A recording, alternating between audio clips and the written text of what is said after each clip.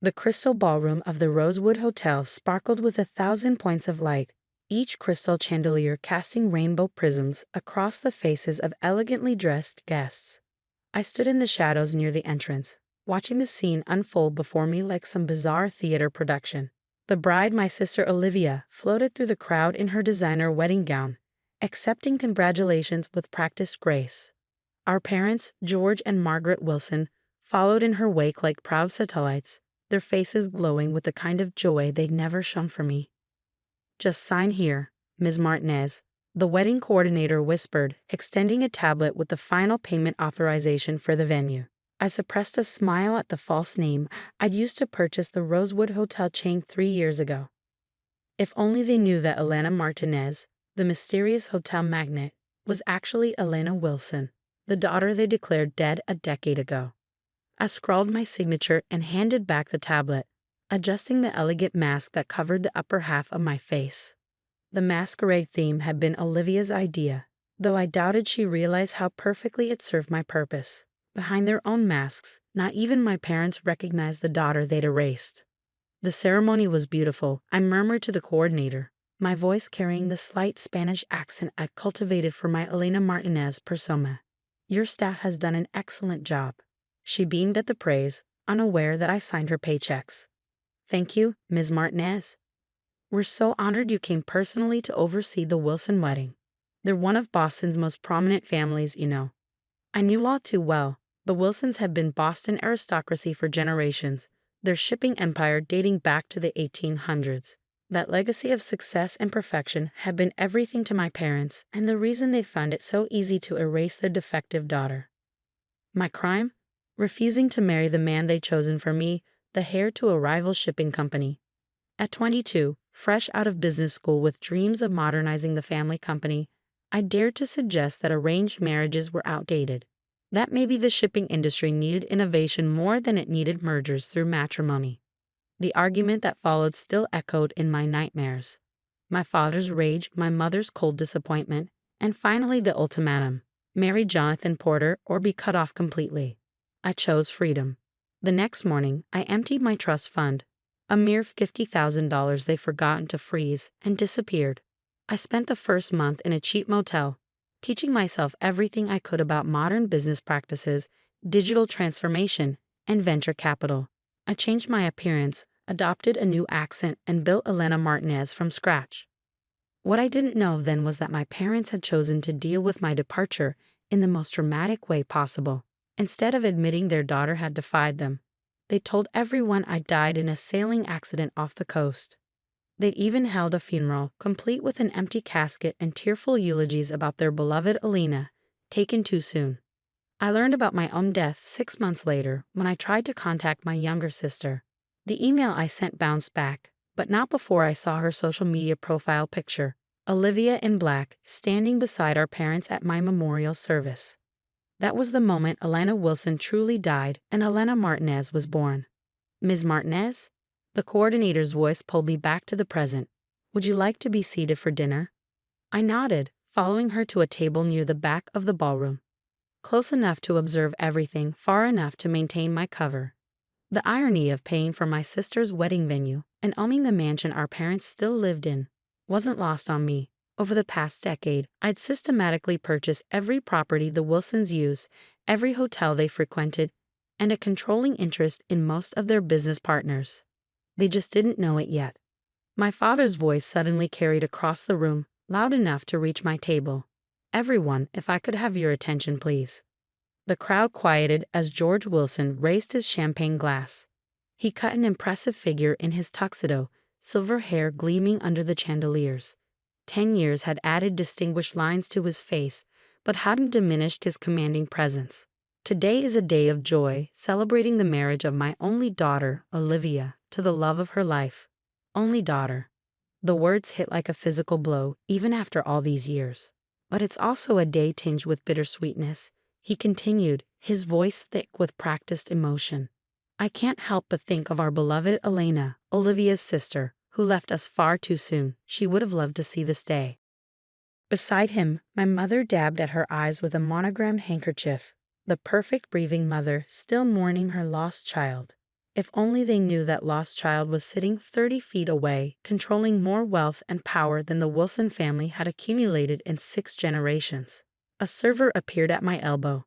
"More champagne, Ms. Martinez?" I accepted the glass, using the moment to collect myself. I hadn't come here for revenge, or at least, that's what I told myself. I'd built my empire through genuine innovation, transforming struggling businesses into modern powerhouses. The fact that I now controlled most of my family's business interests was just convenient. Such a shame about their older daughter. The elderly woman seated beside me whispered, clearly hoping to share gossip with the mysterious hotel owner. "The poor girl died in a sailing accident. They say she was quite troubled before the end, defying her parents, refusing a brilliant marriage match. Some even whispered she might have, you know." She made a vague gesture. "Done it on purpose." My fingers tightened around the champagne flute. Of course they'd implied my death was suicide. It fit their narrative of the rebellious daughter who couldn't handle the pressure of their expectations. Better than admitting the truth, that I'd chosen freedom over their suffocating control. The sound of clinking glass drew everyone's attention. Olivia had stood to make her own speech, her new husband beaming beside her. My little sister had grown into a stunning woman, though her beauty had a brittle quality that reminded me of our mother. "Thank you all for being here today," she began, her voice carrying the same finishing school polish I'd once been forced to learn. "As Father said, this day is perfect in almost every way. The only thing missing is my dear sister, Elena." I took a slow sip of champagne, watching her performance. Elena was more than my big sister. She was my best friend, my protector, my role model. Olivia's voice wavered perfectly. "When we were little, she used to tell me that anything was possible if you were brave enough to chase your dreams. I just wish," she paused for dramatic effect, "I just wish she could see that I finally found my dream." The crowd murmured sympathetically. I fought the urge to laugh. Olivia had been 12 when I left, old enough to understand exactly what our parents had done. She'd chosen their side, happily stepping into the role of perfect only daughter. The sister who'd supposedly been her best friend hadn't even raided a phone call to warn me about my impending death. As dinner was served, I found myself studying the head table. My parents sat there with Olivia and her new husband, along with his equally wealthy family. They looked like something out of a society magazine. Perfectly groomed, perfectly poised, perfectly false. 10 years ago, their perfect facade had crushed me. Now I saw them clearly, small people desperately clinging to outdated power, unaware that the world had changed around them. The shipping industry they dominated for generations was transforming, and they hadn't adapted. Their empire was crumbling, propped up only by the secret investments I'd made through shell companies. "Ms. Martinez?" A man in an expensive suit approached my table. I recognized him as James Porter, my almost father-in-law, though he aged considerably. "I hope you're enjoying the evening. I must say, we were surprised and honored when we heard you'd be attending personally." I smiled behind my mask. "I make it a point to oversee special events at my flagship properties, Mr. Porter. Especially for such distinguished families." He preened at the compliment. "Yes, well, the Wilsons and Porters have been pillars of Boston society for generations. Though I must admit, recent years have been challenging." "Oh." I kept my tone merely polite, though I knew exactly how challenging things had been for both families. My companies had slowly acquired controlling interests in their major shipping routes, modernizing operations and squeezing their profit margins. "The industry isn't what it used to be," he said, sighing heavily. "These tech startups, these modern logistics companies, they're disrupting everything. Why, just last month we lost our biggest client to some upstart called Phoenix Maritime." I managed not to smile. Phoenix Maritime was one of my first acquisitions, transformed from a failing local shipper into a digital logistics powerhouse. "Progress can be difficult to navigate," I offered diplomatically. "Progress," he scoffed. "In my day, business was built on relationships, on family connections. Did you know my son was supposed to marry George Wilson's older daughter? Now that would have been a merger worth celebrating. But the girl had other ideas." He shook his head. "Tragic. What happened to her? Though perhaps for the best, given her rebellious nature." The crystal flute in my hand threatened to shatter under my grip.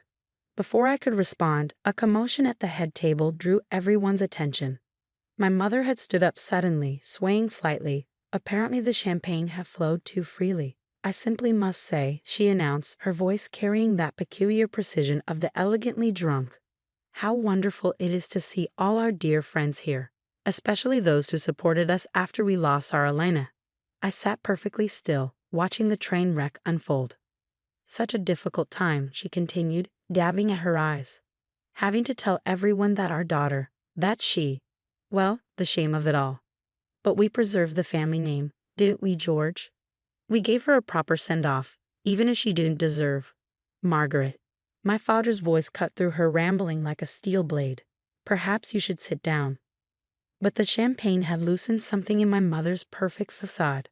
Oh, but darling, I simply must tell Ms. Martinez what an honor it is to have her here. Such a successful woman, and self-made at that. Nothing at all like our poor Elena, who thought she could reject her family obligations and succeed on her own. She laughed, the sound brittle as breaking glass. As if a Wilson could ever survive without family connections. Why ever she didn't even make it a month before. That's enough. My father stood, his face flushed with anger. Margaret, you're making a scene. The ballroom had gone silent, hundreds of guests watching my mother's meltdown with horrified fascination. Olivia was hiding her face in her hands, her new husband patting her shoulder awkwardly. I stood slowly, my chair scraping against the marble floor. The sound drew my mother's attention, and she focused on me with the unsettling intensity of the truly drunk. Ms. Martinez, she called out, you simply must tell us your secret. How does a woman with no family name, no connections, build such an empire? My Elena thought she could do the same, you know. Thought she was smarter than generations of Wilson business sense. And now she's what, mother? The words left my mouth before I could stop them, my careful accent slipping. My mother froze, something flickering across her face, recognition impossible as it was. But the moment passed. She blinked at me owlishly, confused by the question from a stranger. My father had reached her by then, taking her arm firmly. I apologize for my wife, he said smoothly, the excitement of the day combined with the memories. Please, everyone, enjoy your dinner. He led my mother away, probably to sleep off the champagne in one of the hotel's luxury suites. Suites I owned in a hotel I owned, just like I owned the mansion they still lived in and controlling interest in the companies they thought were still theirs. I sank back into my chair, hands trembling slightly. I come too close to revealing myself, letting old pain override a decade of careful planning. The elderly woman beside me patted my arm sympathetically. Don't mind them, dear, she said. Old money families like the Wilsons, they can't handle change. Today's world belongs to people like you, self-made, forward-thinking. Why, I heard your hotel chain is expanding into shipping and logistics now. Among other things, I murmured, recovering my accent. She had no idea that my hotel chain was just the tip of the iceberg. Through various shell corporations and holding companies, Elena Martinez controlled an empire worth billions, built specifically to systematically dismantle everything the Wilsons had ever valued. The rest of dinner passed in a blur of small talk and subtle observation. I watched my sister dance with her new husband, my father smooth things over with embarrassed guests, my mother nowhere to be seen. They looked exactly like what they were, relics of a dying era, clinging to appearances while their real power slipped away. When I finally stood to leave, the wedding coordinator rushed over. Ms. Martinez, will you be staying the night? We've prepared the presidential suite. No, I said quietly, watching my father lead a round of toasts. I think I've seen enough family drama for one evening. She laughed nervously, clearly uncertain how to respond to her boss's dry tone. I handed her a thick envelope, a wedding gift for my sister, though she'd never know who it was really from. Make sure the bride and groom have everything they need, I instructed, and send some water and a spear into Mrs. Wilson's room. She'll need it tomorrow.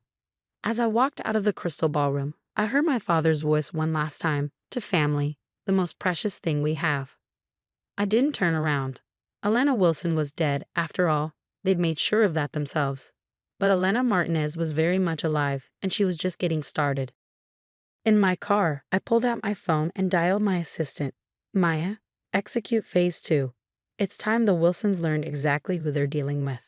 The next few weeks would change everything. But that's another part of the story. The morning after Olivia's wedding, I sat in my penthouse office overlooking Boston Harbor. watching the Wilson shipping vessels crawl across the water like tiny, obsolete insects. My mother's drunken outburst had accelerated my timeline, but perhaps that was for the best. 10 years of silent accumulation had positioned all the pieces perfectly. Now it was time to play the game. The numbers are in from last night, Maya announced, entering with her tablet. My assistant of 8 years was the only person who knew both Elena Martinez and Elena Wilson. The Wilson Porter wedding cost them just over $300,000. They put it all on credit. I nodded, unsurprised. And their current financial position? Critical. Maya pulled up detailed spreadsheets. Wilson Shipping's quarterly losses have hit $12 million. They've mortgaged everything they own, which technically means they've mortgaged everything you own since you hold all their properties through shell companies. They're 3 months behind on payments to Phoenix Maritime, which means they're 3 months behind on payments to me. I finished. What about the Porter merger they're counting on? James Porter's company isn't in much better shape. The merger would be like tying 2 stones together and expecting them to float. I smiled, remembering James Porter's condescending comments at the wedding. The man who'd once thought himself worthy of arranging my marriage was now drowning in debt, his company hemorrhaging clients to my more efficient operations. Send notices to all their major clients, I instructed. It's time for Phoenix Maritime to raise its rates. Let's see how many stay loyal to outdated shipping methods when modern logistics could save them millions. Maya made a note, then hesitated. There's something else. Your father has called an emergency board meeting for Wilson Shipping tomorrow morning. Finally, I've been waiting for this moment, carefully orchestrating it through a decade of strategic moves. Prepare the paperwork. It's time for Elena Martinez to make her first public appearance at Wilson Shipping. Are you sure? Maya's concern was evident. Once you start this. They buried their daughter to save face, I said quietly. Now they'll learn exactly what that decision cost them. The next morning, I dressed with particular care, a blood-red Armani suit that projected power, Louboutin heels that clicked like weapons on marble floors, and a small gold compass pendant that had once belonged to my grandmother. The only Wilson who had truly loved me. The Wilson Shipping headquarters hadn't changed in 10 years. The same imposing granite building, the same brass nameplate declaring founded 1847. The same portrait of my great-grandfather glowering in the lobby. But there was an undercurrent of tension today, nervous whispers and darting glances as employees noticed my arrival. Ms. Martinez. The receptionist jumped to attention. We weren't expecting. That is, the board meeting is private. Not anymore. I handed her a thick envelope. My credentials. As the majority shareholder of Phoenix Maritime and holder of significant Wilson Shipping debt, I have every right to attend. Her hands shook as she verified the paperwork. I watched her face pale as she realized exactly how much power Elena Martinez wielded. Of course. 14th floor boardroom. The elevator ride gave me a moment to center myself. In my ear, Maya's voice provided updates through a discreet earpiece. All board members present. Your father's trying to push through an emergency restructuring plan. He still thinks he can save the company without outside help. The boardroom doors were heavy oak, stretching from floor to ceiling. I paused for a moment, hearing familiar voices through the wood. Can't accept these terms, my father was saying. Phoenix Maritime is trying to steal our company piece by piece. We don't have a choice, George, another voice responded. We're bleeding clients, our ships are outdated, and this mysterious Elena Martinez owns half the ports we use. I pushed the doors open. The conversation died instantly. 12 men in expensive suits stared at me. Old money, old power, old ideas. At the head of the table, my father stood frozen mid-gesture, his face darkening as he recognized the woman who'd attended his daughter's wedding. Ms. Martinez, he managed finally. This is a private meeting. Not anymore. I strode to the table, my heels echoing in the silence. Please don't let me interrupt your discussion of my company's terms. Your company? He spat the words. Phoenix Maritime is nothing but an upstart using digital gimmicks to steal established clients. Wilson Shipping has survived for 6 generations, and will survive for precisely 12 more days. I cut in smoothly. Unless you accept the merger terms I'm about to offer. I placed a folder on the table. Inside was the culmination of 10 years' work. Documents proving my ownership of their buildings, their warehouses, their homes. Evidence of their mounting debts, their failed modernization attempts, their desperate efforts to maintain appearances while their empire crumbled. "This is impossible," my father whispered, flipping through pages. "These properties, our house, the hotel chain, all belong to me," I confirmed, "along with controlling interest in most of your remaining clients' companies. Face it, Mr. Wilson, you're not just losing, you've already lost." He slammed the folder down. "Who are you? Some tech billionaire trying to dismantle a legacy business. You have no idea what family tradition means." I felt my carefully constructed mask crack, just a little. Family tradition.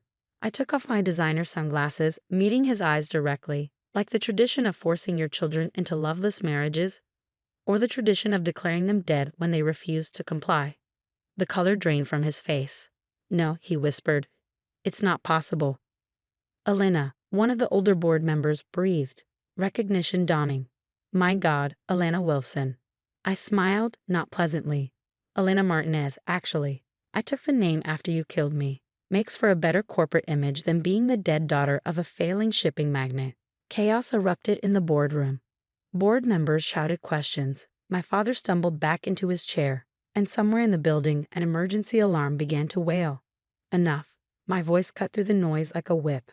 "You have exactly 24 hours to accept the merger proposal. If you refuse, I call in all outstanding debts and sell your remaining assets to my subsidiaries. Your choice."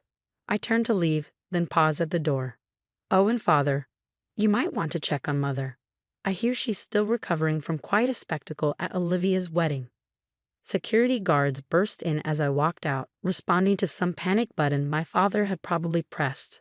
I smiled at them as I passed. They worked for me too, though they didn't know it yet. In the elevator, Maya's voice came through my earpiece. "Well, that was dramatic." "They always love theatrics," I replied. "I learned from the best. Your mother's waiting in the lobby." I stiffened. "What?" "She arrived about 5 minutes ago. Looks like she's mostly recovered from the champagne."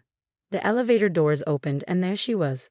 Margaret Wilson, Boston society matron. Perfectly coiffed even in the middle of her world collapsing. She stood near the great-grandfather's portrait, and for a moment I saw myself at 18, standing in that same spot while she lectured me about family duty. "Ms. Martinez," she said as I approached, her voice brittle as frozen glass. Or should I say, "Elena will do." I cut her off. "But only in private. Publicly, I'm still very much dead. Your choice, as I recall." She flinched. "We did what we had to do. For the family name." "The family name?" I laughed, the sound echoing off marble walls. "Take a look around, mother. The Wilson name isn't worth the brass it's engraved on. The only thing keeping this company afloat is my money, which makes it my name on the line. You're enjoying this," she accused, "destroying everything we built." "No." I stepped closer, close enough to smell her familiar perfume. "I'm saving everything you destroyed. The company will survive, modernize, grow. The Wilson name will continue, just not in Wilson hands." Her perfectly painted lips trembled. We really thought you were dead, poverty-stricken, failed." I supplied.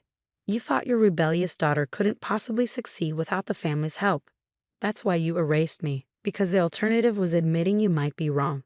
A tear slipped down her cheek, carving a path through expensive foundation. "Elena, please. We can fix this. Come home." I'm not that naive girl anymore. I walked past her toward the entrance. "You have 24 hours to accept the merger. Don't worry, I'll let you keep the house. Consider it a wedding gift to Olivia."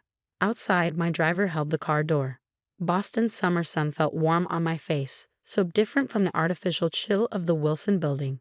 I looked back once, seeing my mother's silhouette through the glass doors, small and lost in the lobby of her crumbling empire. Maya was waiting in the car. "Phase 2 complete," she reported. "The board is in chaos, our lawyers are standing by, and rumors already spreading through the financial district. What's our next move?" I checked my phone, seeing dozens of missed calls from my father, from board members, from family friends suddenly realizing who Elena Martinez really was. Let them talk. Let them panic. The next 24 hours would determine the fate of everything they built, and everything I built to replace it. Now, I said, we wait, and then we show them exactly what the dead daughter can do. The next phase would change everything. But that's another part of the story. The 24 hours I'd given the Wilson Shipping Board felt like the longest of my life.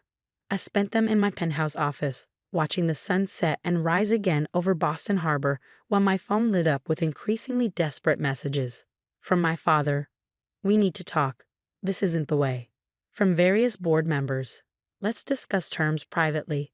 From family friends, "Elena, darling, we never believed." From Olivia, surprisingly, "Is it really you?"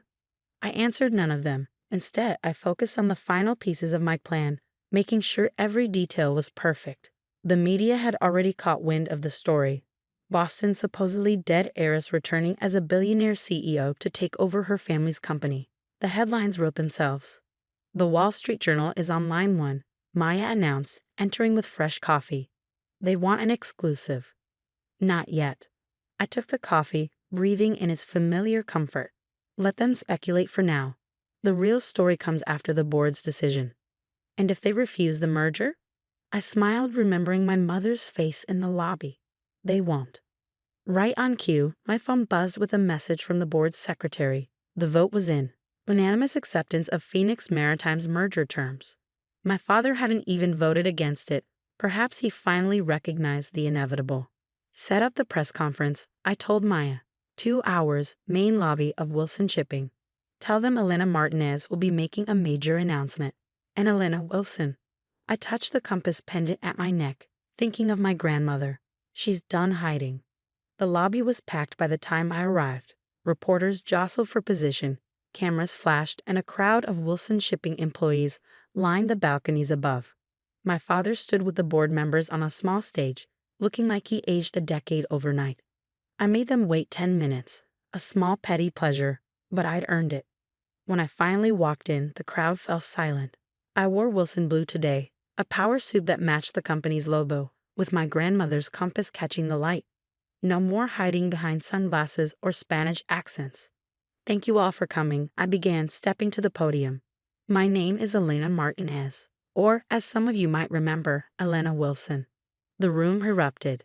Cameras clicked frantically, reporters shouted questions, and somewhere in the crowd, I heard my mother gasp. I held up a hand for silence. 10 years ago, the Wilson family announced my tragic death, a sailing accident off the coast. The truth is somewhat less dramatic. I simply refused an arranged marriage and left to build my own life. My parents, finding this embarrassing, chose to bury an empty casket rather than admit their daughter had defied them. My father stepped forward, face dark with anger, but security, my security, held him back. In the decades since, I continued. I built what they said was impossible.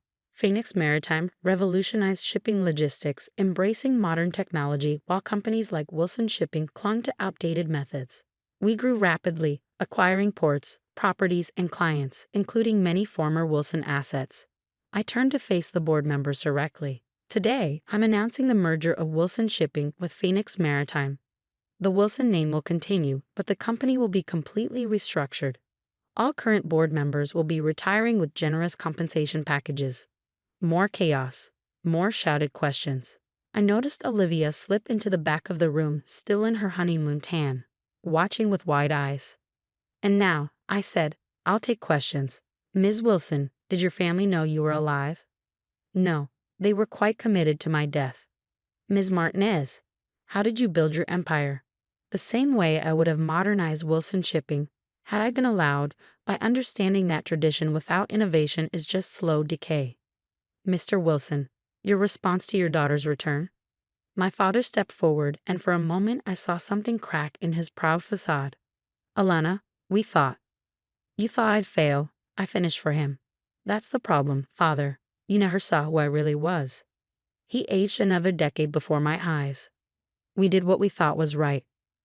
"No," I corrected quietly. "You did what was easy. Erasing you was easier than admitting I might have had better ideas. Declaring me dead was easier than explaining why I left. Even now, giving up control is easier than watching your company collapse under its own weight." "Elena," my mother's voice, somewhere in the crowd. "Please." I ignored her, addressing the reporters again. "The merged company will retain the Wilson name out of respect for its history. But make no mistake, this is a complete transformation. We're moving into the future, whether the old guard likes it or not. More questions flew, but my attention was caught by Olivia pushing through the crowd.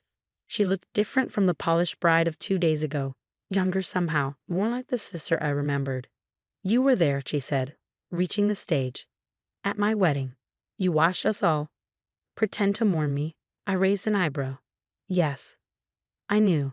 Her voice dropped so only I could hear. Sometimes I'd look at old pictures and think I saw you in the background. At charity events, business functions, I thought I was going crazy. You aren't. Why didn't you tell me? Back then, when they first. Would you have kept my secret? I studied her face, seeing the answer. No, you were always their perfect daughter. The one who'd never disobey. She flinched. I was 12. Old enough to know right from wrong. I softened slightly, seeing real pain in her eyes. But young enough to be afraid of ending up like me. A tear slipped down her cheek. I missed you. The real you, not the sanitized dead sister they talked about at parties. For the first time, I felt my own composure crack. I missed you too, but I couldn't be who they wanted. I had to be myself. Ms. Martinez. A reporter's shout broke the moment. What happens to the Wilson family now? I turned back to the crowd, professional mask firmly in place. They'll retain their personal assets, those that aren't already legally mine, and receive fair compensation for their shares. I'm not here for revenge. I'm here to save a company that lost its way. And the family relationships. I looked at my father, defeated on his stage, my mother crying quietly in the crowd. Olivia, torn between the sister she'd lost and the parents she'd chosen. Some things, I said quietly, can't be fixed with money or business deals. The Wilsons declared their daughter dead rather than accept her choices. That doesn't go away just because she came back successful. The press conference wound down after that. Reporters got their sound bites, photographers got their shots of the prodigal daughter triumphant, and gradually the crowd dispersed. I stayed on stage, watching my parents huddle with their lawyers while Olivia hovered uncertainly between us. Maya appeared at my elbow. The papers are ready to sign. Private conference room. I nodded. Give me a minute. When the lobby was almost empty, I walked to where my parents stood. Up close, they looked old and tired, nothing like the towering figures of my childhood. The lawyers will explain everything, I said professionally. You'll be comfortable. The house is yours for life, the vacation properties too. I'm not interested in leaving you destitute. Just powerless, my father said bitterly. Like you left me? I smiled without warmth. The difference is, I'm giving you a choice. Sign the papers, accept a comfortable retirement, maybe even try to rebuild something resembling a real family relationship. Or fight me, lose everything, and prove that pride really is more important than blood. My mother reached for my hand. I let her take it, feeling her expensive rings press into my palm. We thought we were protecting you, she whispered. The business world, it's so hard for women. I pulled away. I know exactly how hard it is. I succeeded not because of the Wilson name, but because you forced me to fight without it. Olivia stepped forward. Elena, what about me? You're my sister, I said simply. My door is open when you're ready to know me as I am, not who they wanted me to be. I turned to go, then paused. Oh, and mother, the next time you're drunk at a party in my hotel, try not to brag about how you erased your daughter. It's bad for both our reputations. The paperwork took less than an hour. Signatures were scratched, hands were shaken, and just like that, Wilson Shipping belonged to the daughter they'd buried. The company would keep its name but nothing else. New board, new methods, new future. Later that night, I stood in my office watching the Wilson ships in the harbor. Soon they'd be repainted with the Phoenix Maritime logo, upgraded with modern technology, integrated into my larger transportation network. The Wilson legacy would live on, just not in the way my parents had imagined. Maya brought a bottle of champagne. To the merger. To the truth, I corrected, taking a glass. Sometimes it takes a death to bring it to life. Your sister's been calling, she said carefully, and your grandmother's compass. I touched the pendant. Grandma knew. She left me this compass the day before I disappeared, said sometimes the right path isn't the easy one. Smart woman. She would have loved seeing this. I sipped the champagne, remembering. She always said the Wilson pride would sink us faster than any storm. My phone buzzed. Olivia again. This time I answered. Can we talk? She asked quietly, Really talked, just us? I looked out at the harbor where the Wilson ships floated in darkness. Come over. It's time you saw who your sister really is. After I hung up, I asked Maya to order dinner for two. It would be a long night of explanations, of bridging the gap between the sister who died and the woman who rose from those ashes. But maybe, just maybe, something good could come from all this. I wasn't Alana Wilson anymore. That girl had died exactly as her parents claimed. But Elena Martinez was stronger, successful beyond their wildest fears, and finally, absolutely free. The merger would save their company. The money would save their lifestyle. But the truth, that would save me.